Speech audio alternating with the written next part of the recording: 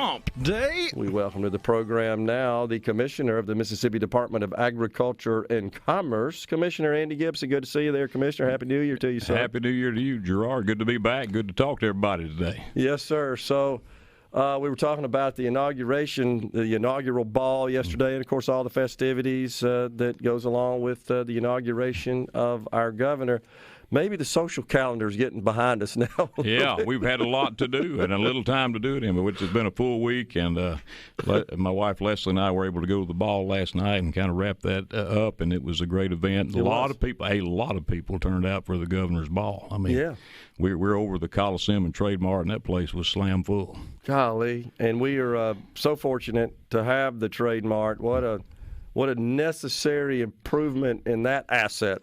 It is. It has been. And it's proven to be a financially good investment because it is the most rented building on the entire Fairgrounds campus. It's rented almost every day of the year. Yeah. Multiple events per day. And so it's paying for itself and doing what it's supposed to do, providing a great asset for the people of Mississippi. Yeah. Well, we appreciate your leadership and helping to secure that and all the other improvements we've made there at the Fairgrounds, part of your purview. A huge shout out to Senator Cindy Hyde-Smith, who planted that seed years ago. We were able to help bring it to fruition, but and in the government and public service, things have a way of continuing on to the next administration. So we were a part of that and glad to be part of it. Glad to get it up and running. In fact, I'm proud we opened it during the COVID pandemic. Nobody else was doing anything. We finished the job and we opened it and had it for the state fair that October of 2020. That's true. Yeah. All right, so let's get kind of an update on how the industry, the agriculture industry specifically, is doing in the state of Mississippi. Of course, you've shared with the audience many times. It is in aggregate the largest industry in our state in terms of dollars. It is the largest economic driver in the state of Mississippi, dollars in terms of annual production. This year, we also we had a couple of different unique factors. One of them everybody's aware of, the terrible drought that we suffered as a state, not only the state but the whole country. So we were dealing with that. And when the numbers came out in December, frankly, I was surprised that we actually had, due to the perseverance of our Mississippi farmers, we had a second all-time record production year for agriculture as a whole.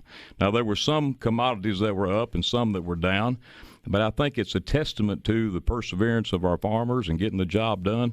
The total came in this past year for 23 at $8.8 billion farm gate value. That's everything from soybeans, corn, and cotton, and poultry is our number one industry. Timber.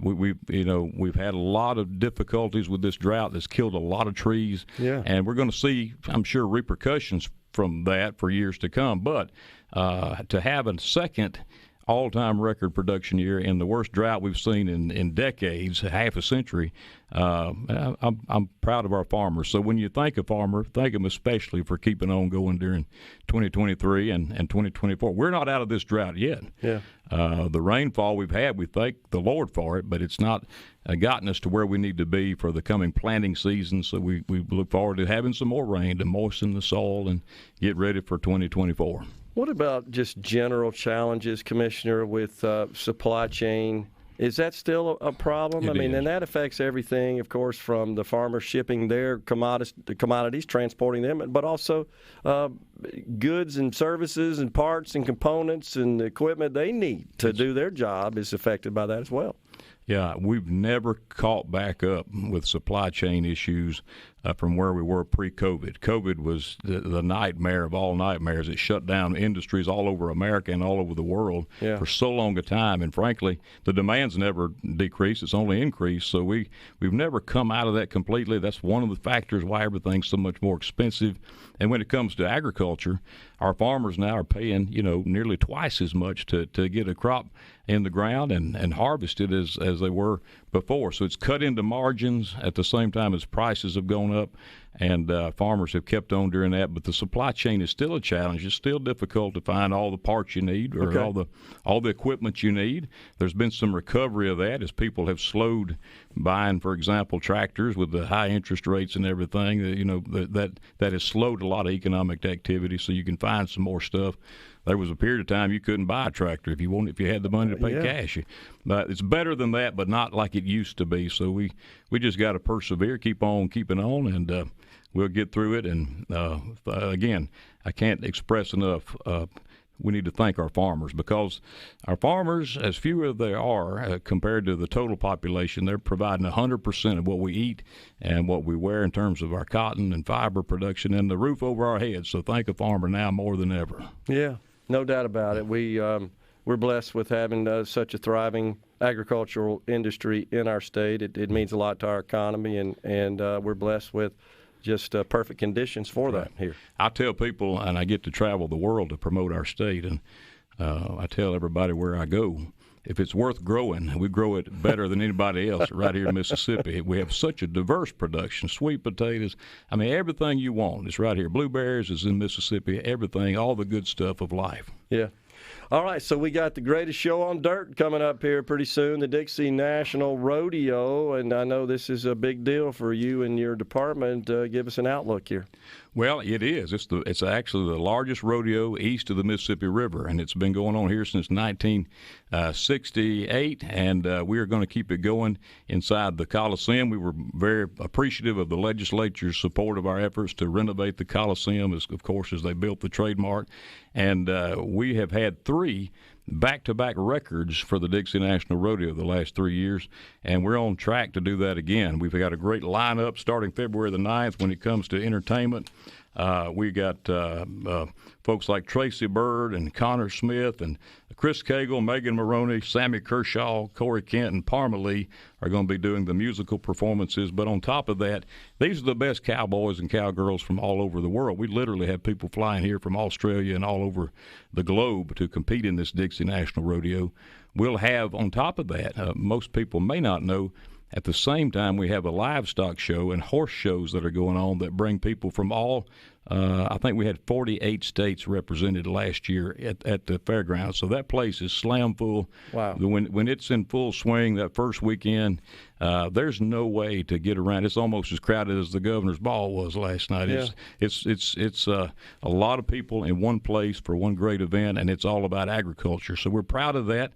And we're going to kick it off. In fact, it's already started. We had a cutting horse show last weekend. We've got this weekend we've got the Rodeo Queens pageant that's coming up this weekend. And we've added a couple of new things for this year that I want to get out there to the people. Thanks to the sponsorship, we raise, in fact, the Dixie National operates 100% off of funds that are generated by non-government sources. The entire fairgrounds does. We're running it 100% special funds. It pays for itself. So we had Southern Ag Credit, who I can give a big shout out, to come be our presenting sponsor for the Dixie National Rodeo. With their support, we're able to do some new things, such as Kids Day on February 13th during the day. I think it's from 9 to 10:30. Any school group out there that wants to come, bring those kids for free. We already have 4,000 children signed up to come this year for the Kids Day. That's on the 13th of February, and it's a learning opportunity. They'll get booklets and information, and we've also had interest in what we call the Cowboy Corner in the atrium, where you can get your hair cut, get your hat shaped, and buy what you need in terms of rodeo gear and apparel there in the atrium and the trademark. So some new things, and I just want to give a big shout out and appreciation to our partners at Southern Ag Credit for stepping up and providing that sponsorship. Absolutely. So say the dates again for the Dixie National. The dates are for the Dixie National Rodeo, February the 9th. Through February the 15th. And now the way we do it, we've changed this, and one reason we've had such success the last few years is we've got 2 weekends, Friday, February 9th, Saturday, February 10th, and then Sunday, February 11th. Then they ride slack Monday and Tuesday, pick it back up Wednesday, February 12th, all the way through Saturday, February 15th. So now we have 2 weekends. We used to just have one, and it's drawn a lot more people and a lot more families are able to come. And what I love about the rodeo is it's America's original sport. It is the original American sport, and we still stand for the national anthem, and we still open in prayer. And when we see that flag everybody is respectful, and we're going to keep it that way at the Dixie National Rodeo. Huge economic impact to the community and the state. Millions of dollars. Yeah. All these people who come from other states, they spend their money, and it's been a great thing for Mississippi for all these years. We're going to keep it going strong. Commissioner, always good to see you, sir. Appreciate you coming in and giving us an update, and we look forward to a fantastic Dixie National Rodeo. Thank you, sir. Take care. God bless. We're coming right back in the Element Wealth Studio.